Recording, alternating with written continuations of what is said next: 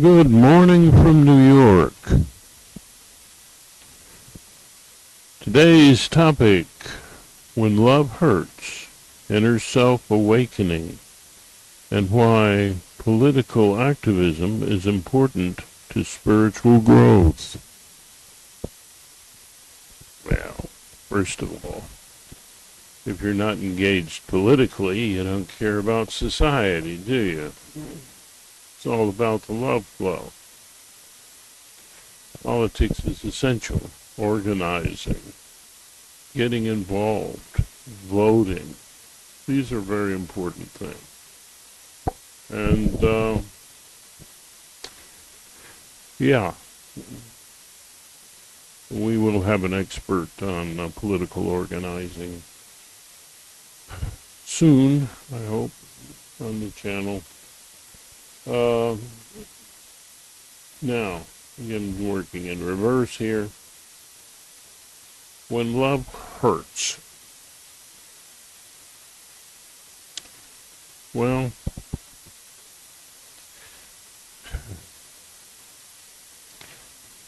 when there's trauma in your life, when there's helplessness that occurs, so that you could not feel and process that experience. You couldn't feel the need, you couldn't express the need, honestly, you couldn't focus on it. You couldn't be at play with it, you know. Look at it in maybe even a humorous way. You just can't do that. And so the problem with that is that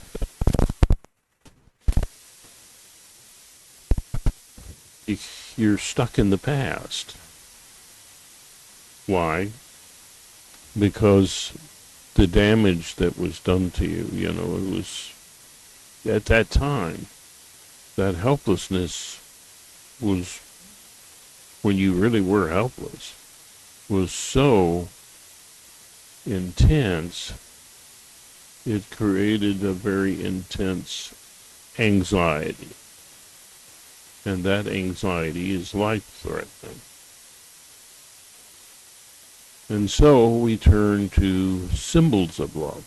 Okay, well, what happens if you challenge that symbolic love? What happens then? Love hurts. So if someone's trying to love you and you're lost in symbolic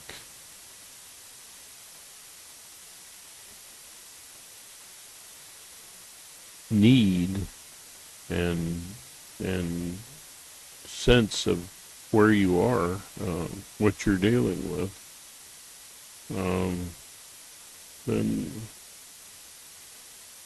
then that is counterproductive. And love hurts. The real love challenges that. It challenges the symbols. Because it's real. It relates more directly to real needs, real feelings. That's how real love works. So if you get to real love, then it challenges what's been comforting you for perhaps a big part of your life. Perhaps it's some kind of religious belief. Who knows? Could be a lot of things. Any kind of addictions may be related.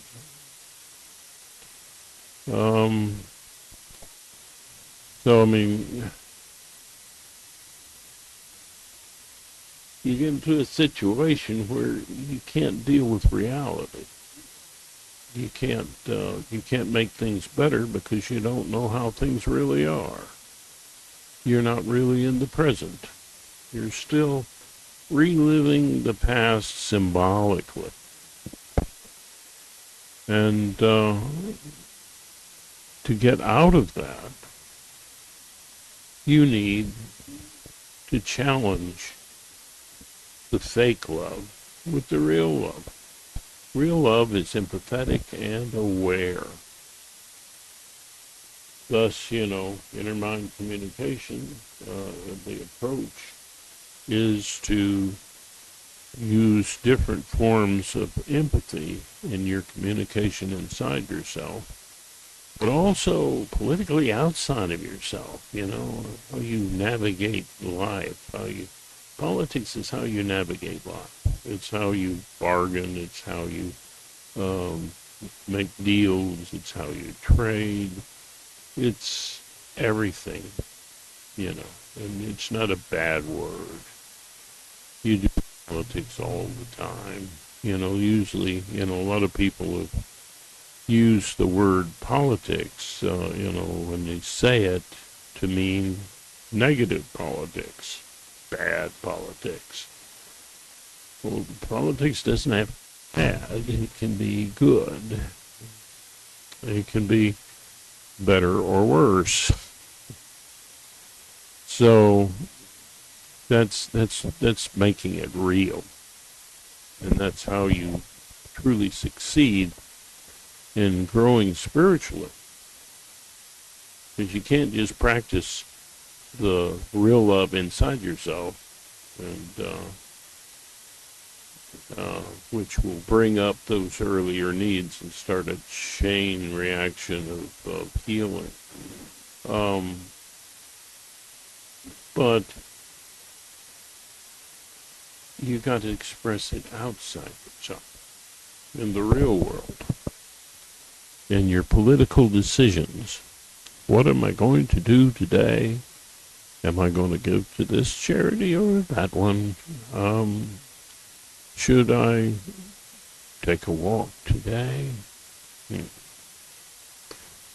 Yeah, well, is that political?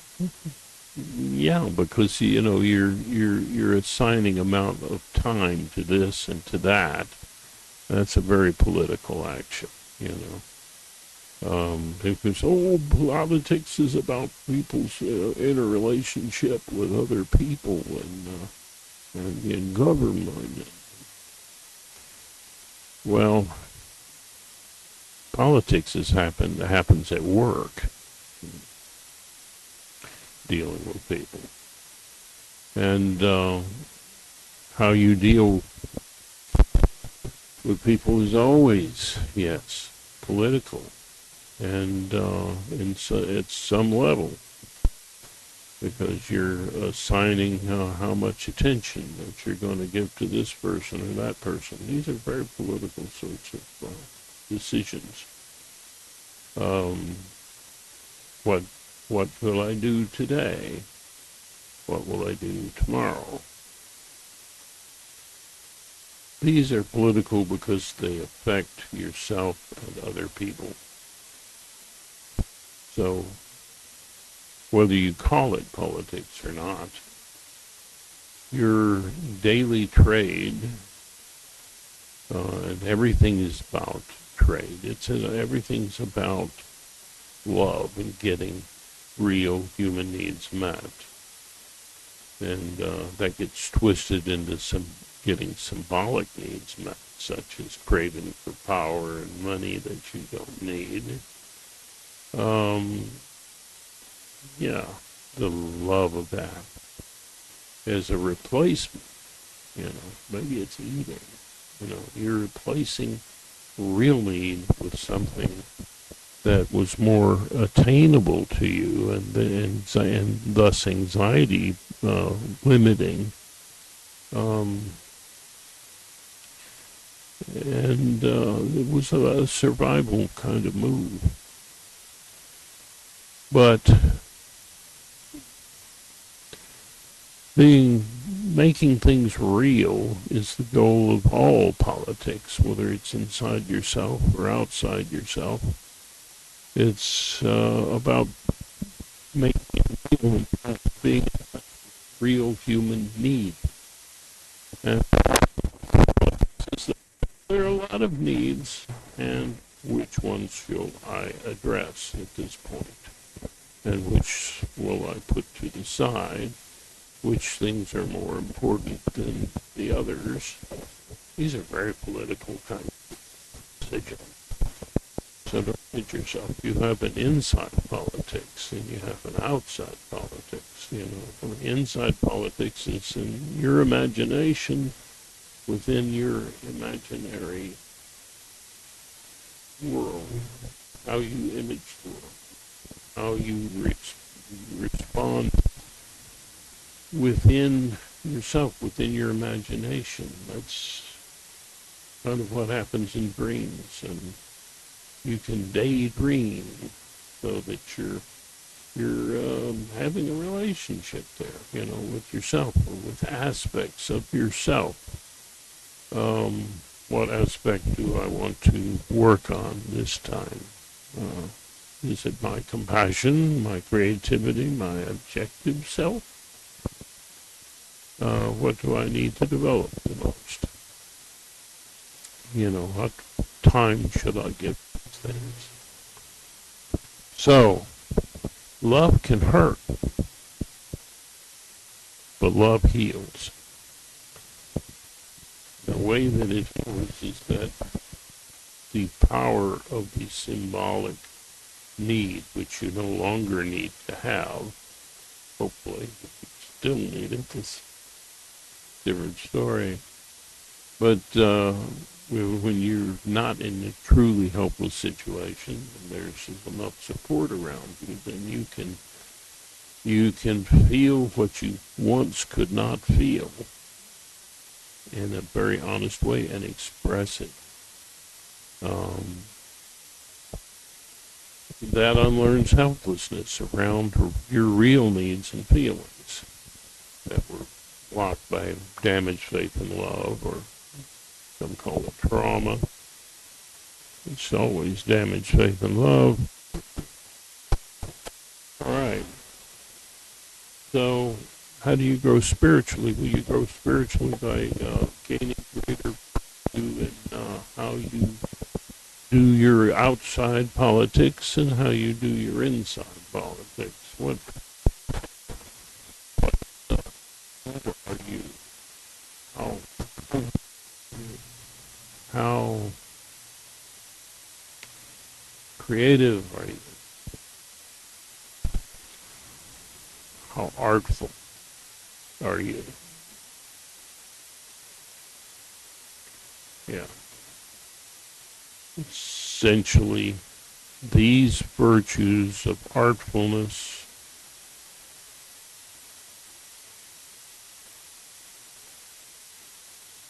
truthfulness, and goodness come from three forms of empathy: objective empathy, truth; creative empathy, artfulness; and compassionate empathy, goodness. So you grow in virtue, you grow spiritually, and you're being spiritual, but you're not being religious. It's a growing trend now, and one that I approve of. So you're spiritual by this kind of practice. Your greatest freedom from helplessness comes from the love flow. And that has to do with these perspectives that you use inside yourself and with other people. You want to be artful when you're talking to somebody else. You want to be artful with yourself. You want to be good to yourself. You want to be good to other people. You want to be honest with yourself. You want to be truthful and honest with others. And that is spiritual growth. And there's a lot of nuances and things to be discussed. discussed, but and there's a lot of gray areas that we have to deal with. Those gray areas are very political. And so, you think I've added a definition to politics? Political? Maybe I have. It's been a long time coming. And I believe it's valid. It's a valid, objective insight into what is political. And so, inner self awakening. Well, your real inner self is in touch with your real needs and feelings, and with the needs and feelings of others as well, because you're a social animal. That's very important. You act in some ways almost unconsciously because of things that help your species, your human species, to survive. That's another subject. Thing goes rather deep and expert in that. Don't want to go too deep with that, but we can't discuss it. But I would love to hear from professionals anytime I get a chance. And I don't want to give you anything that I'm not rather certain about. Yeah, so, yes. How awake are you? How awake is your inner self? What is your inner self, of course? How do you find that? There's just people like, how do I find my inner self? Your inner self is your dramatic self. The part of you that experiences life most directly. And you have that kind of drama, not just in a language sense, with the influence of language and social communication, but you have the same thing without language. There's a drama that you experienced as an infant. And that's a whole different perspective there that you can take, which when you remove the self-concept, then wow, so you're getting more in touch with truly who you are. Another way to be in touch with your inner self is to realize that your higher self, your imaginer of all you imagine, is also you. And that's a part of your inner self.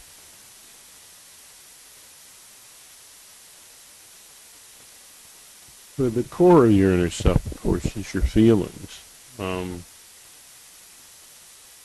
those feelings come from your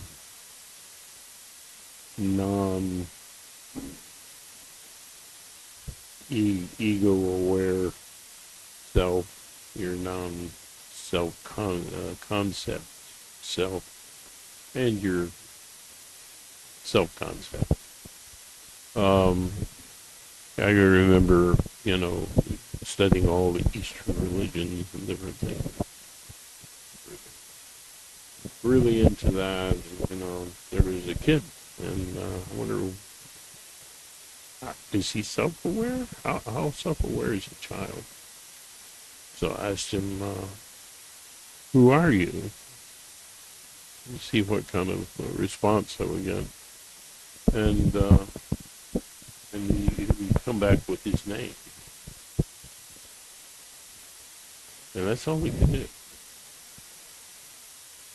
He just, his self-concept, of course, was laid on him with a name, and then all things with other things attached to the name.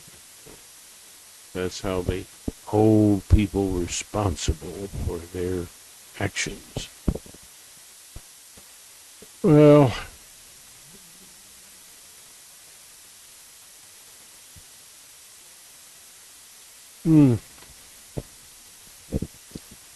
their brain themselves, well, it's not so much that people are, responsible for what they do.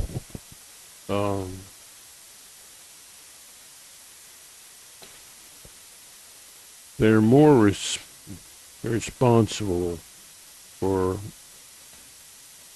what they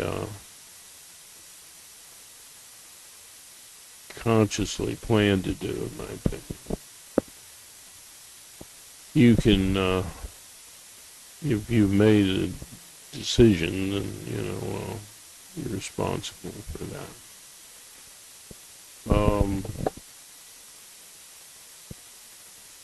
But,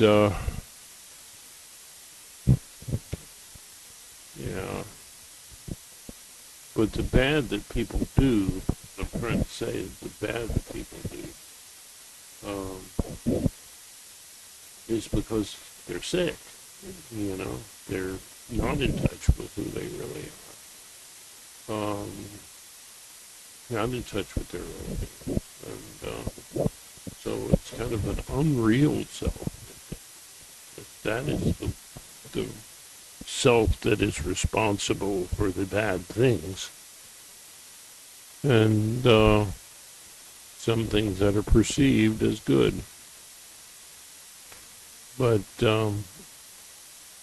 responsible in the sense that you should punish people. No, you need to heal them.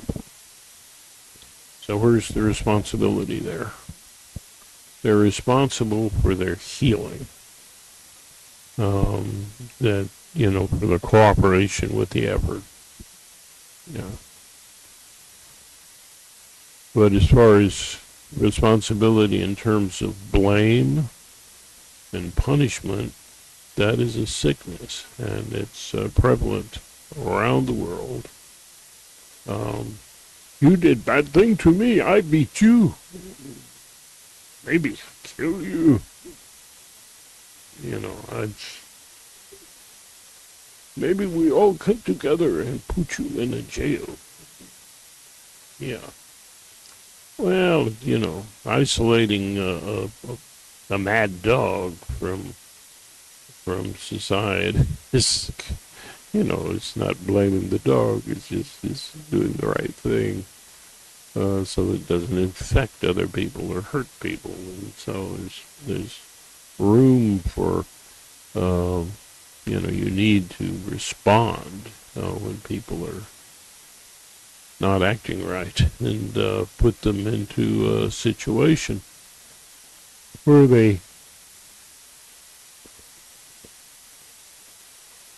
have their freedom to mingle in society limited, certainly. But you aim to heal them and to help them. And you say, oh, that's not good. People will do whatever they want. You think people want to go into a healing facility? Well, there's you. If you're just hankering to punish people, which is a sickness, well, then there it is. Their freedoms have been lost. So that should suffice for you. More bloodthirsty side. But, rationally, it makes more sense, instead of punishing people for a period of time for this or that crime, that you work on healing that person. And I think as science grows, we'll get to the point that we know when people are healthy, they're not going to do the same thing they did before. And soon we'll be smart enough to make sure that, for instance, people have a job when and some security when when they get out of prison. Um, Prison puts a bad taste in your mouth. We need healing facilities. People need to learn and to practice empathy. That is something people should be responsible for and to do, to become more loving people. And I don't see how people do that without approaching things inside as well as outside. Someone gave a sermon once, it was trauma informed spirituality, where he's rather putting down the whole idea that you have an inner life that you need to deal with, because, well, that's therapy. No, that's responsibility. It's something that you need to do, like exercise and any other. It's healthy for you. You need a therapist, so that's another thing. But you have some responsibility to move your body and do the healthy things, and you can't expect the world to do all of that for you. There's a lot of things you have to do yourself. You can be in a situation where all of that is encouraged, and that's all good. But it isn't all about the outside. It isn't all about the inside. It's about both. So, putting down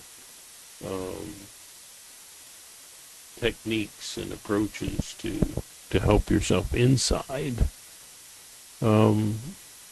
it's bollocks. That's just not correct. You need both. You need experience with other people and practice with them. So, like if you have people in a healing facility, you need to have as healthy a situation as you can get for that individual, and still be safe from them and them from themselves. Yeah, and that's for the experts to take a look at, do. I think they're trying to do that. But that's how that should be dealt with. I feel at some point I'm just beating a dead horse.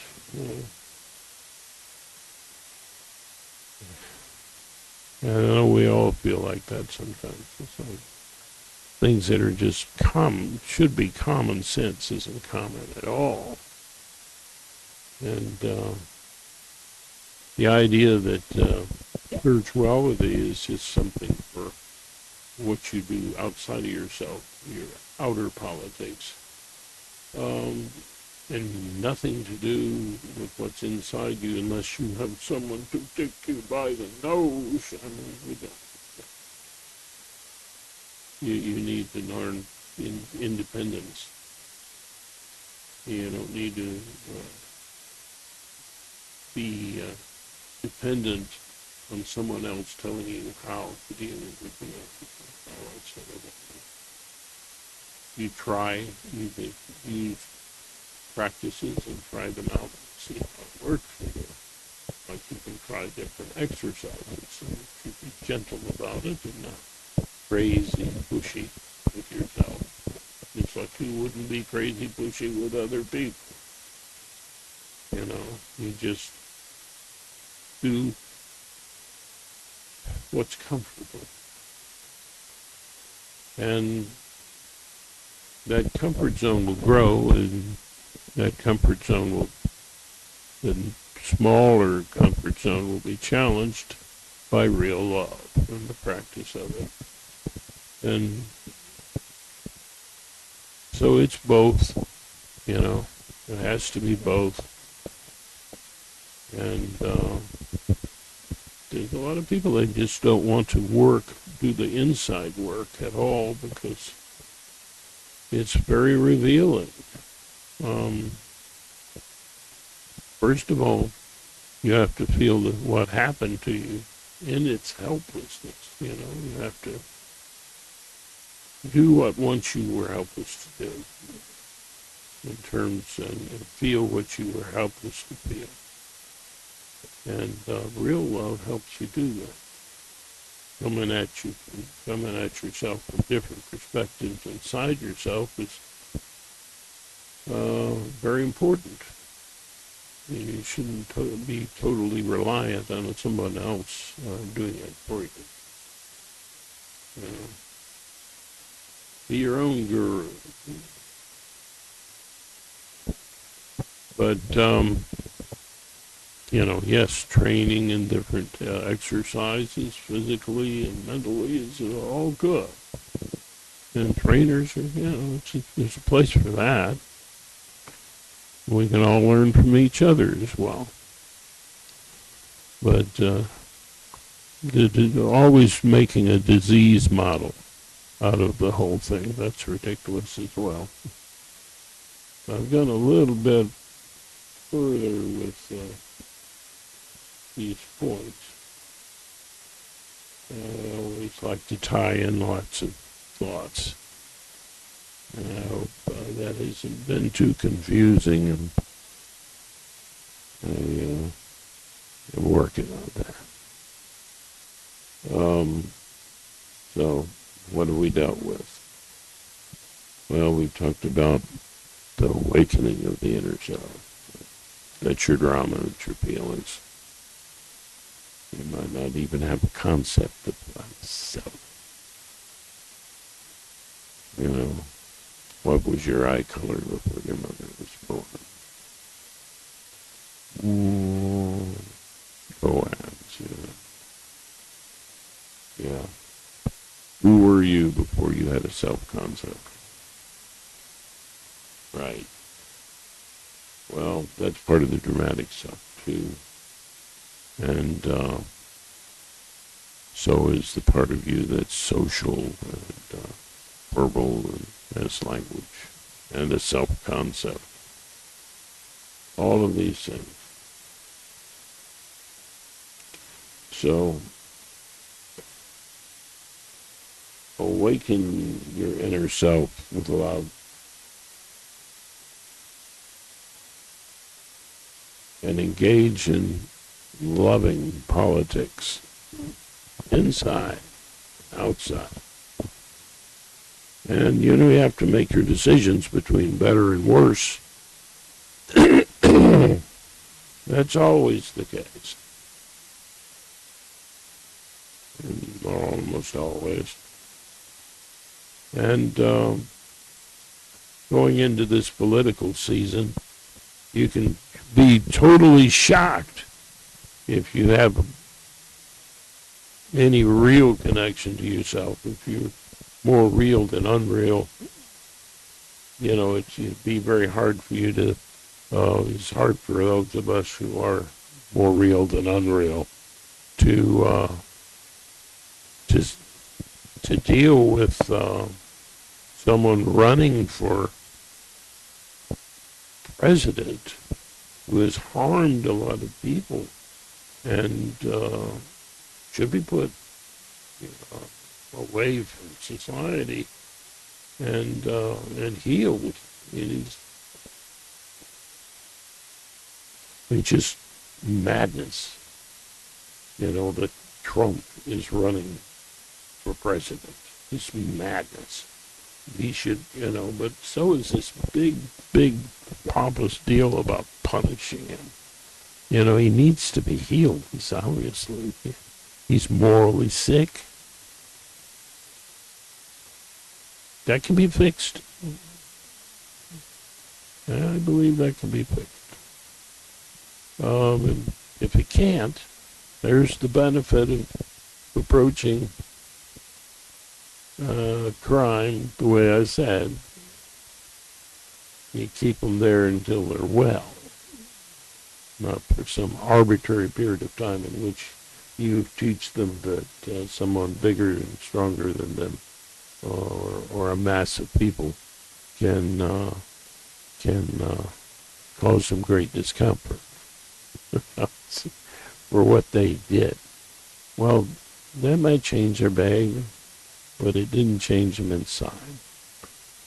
Their remorse is going to be a little bit more fake. And they'll probably turn to some kind of unreal religious view. So you need to heal them.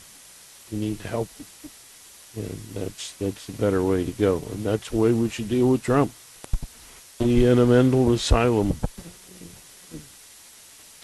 And he's no strong man. He's very weak. He's very weak. And people on my side, and on the progressive side, we can't have empathy for him. Of course we can. Because it's the hurt in this guy. It's the misdirection in his life that has caused him to be who he is. So, yeah, I feel sorry for Trump. I really do. I want to see him healed. I want to see him healthy and a productive member of society and saner than what he is and more calm. Yeah, I feel sorry for him because that's got to be a place of great suffering, whether he recognizes it or not. I mean, his life is a real mess, and he's challenging the world's great hope and democracy, trying to push his views, and that is not the way to go. So yeah. So there's a little fault on both sides in dealing with Trump. I don't hate the guy. It's like, it makes me feel uncomfortable, and I think that he needs therapy. Definitely, this is a guy who needs therapy. There's no way he'd do the exercises he needs to do to improve unless he were in a situation where he had to. Yeah. And with very expert help. So, is that your strong man? I say to Margaret, is that your strong man? The real strong man is the good old Joe Biden. He's the much more of the two. He is definitely the more moral and caring guy. And between the two parties, the Democratic Party is much more caring and sane than the Republican. It's just been that way for a long time. There was a point where they were about the same, and there was a point where the Democrats were the worst, and we got to quit playing that game. We need to improve both parties. We need more than one voice, but they should be sane voices. And it's getting worse. Where people they can't even talk to each other anymore, and they can't love each other if they have a different view. Really? That's crazy. And that's how we're becoming, we're becoming like everything is a battle. Really.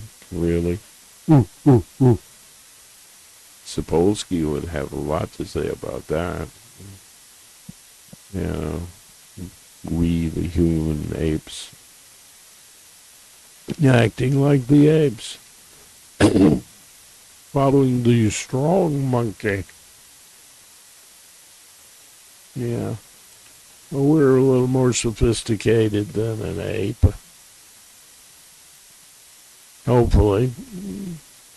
And well, we're able to discern that real strength, especially in terms of someone in the role of president of the free world, of this country, and leader of the free world, so to say. Wow. What will it, consider these things before you vote and make sure that you organize. Very important to organize the people who are sane so that they show up and vote and don't just sit back and go, oh, well, that's the way it is. That's not growing spiritually. All right? So anyway,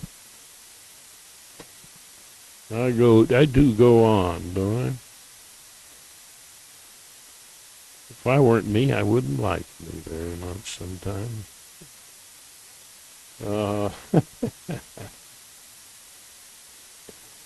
Yeah. Ain't none of us perfect. Yeah. But anyway, these are the points I wanted to make. Be awake to your inner self, which is really, it's your feelings, it's your dramatic self, part of you in the drama. Whether you had a self-concept or not at the time, you may have suffered damaged faith. Well, yeah. Yeah. And love is the answer. And with that, I'll just say, yes, love is the answer. If you use love from a number of different perspectives and situations, then you grow in love. You grow in the love flow, and you help to be a blessing to the world. And it too.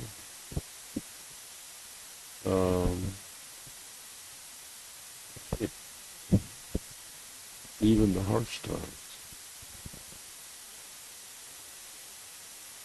So anyway, as I like to do at the end of my videos, I like to become kind and personal in a way, and share my Irish blessing, put to a tune, so I wouldn't forget it. And I'm just going to share that with you now. And do subscribe, even if you hate me. Doesn't that make you think? Yeah. Is that something you want to do? Anyway. May the road rise to meet you. May the wind be always at your back. May the sun shine warm upon your fields. Whoa. I got it wrong. What do you know after all these years? May the road rise to meet you. May the wind be always at your back. May the sun shine.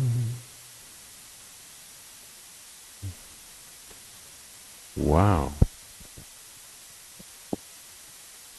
That's what I get when I just don't practice before. Well, something wrong here in the head, right? May the road rise to meet you. May the wind be always at your back. May the sun shine warm upon your face. The rain falls soft upon your fields. And until we meet again, may God hold you in the palm of his hand. Yeah. And if these were edited, that would be edited out. But, I think it's important to, even on purpose, demonstrate that none of us are perfect. And whatever mistakes you make, forgive yourself. You're only human. And but that is a marvelous thing.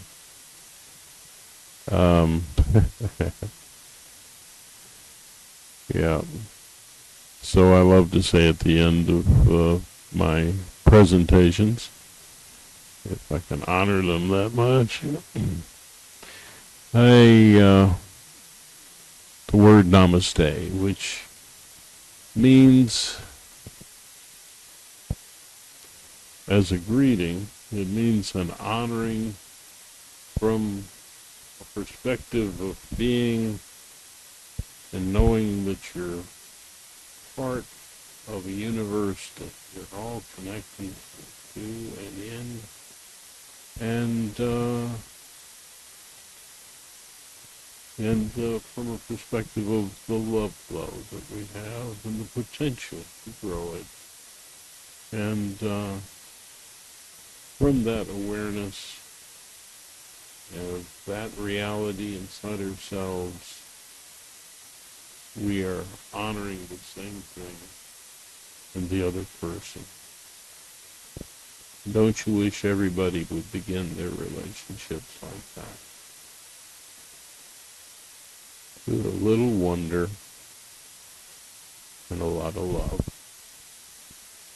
Namaste. And do sing, no matter how badly you do it, like even if you sound as bad as I do, or worse, or better, or whatever. Do sing, it's good for you.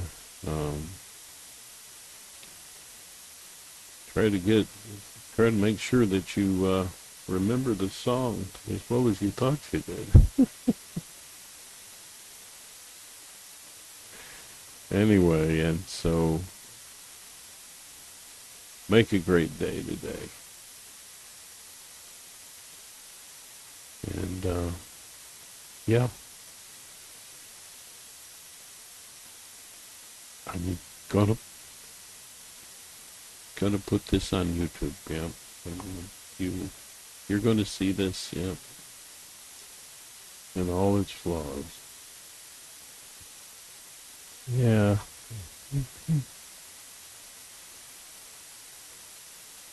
Take care of yourselves and each other. Namaste.